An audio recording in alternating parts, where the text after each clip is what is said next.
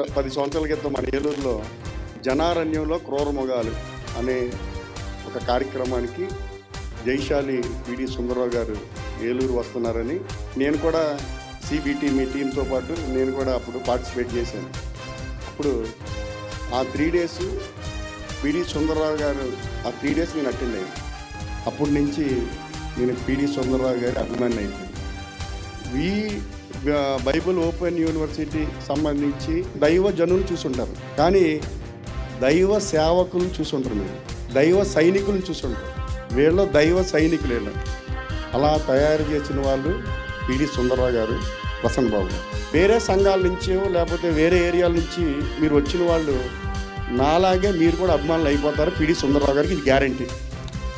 నేను చూసింది ఏంటంటే ఇక్కడ హోదాలు లేవు సార్. చాలామంది మన సమాజంలో చూసినప్పుడు ఏంటి, ఆడి కారులో వస్తే ఒకలా చూస్తాం, ఆటోలో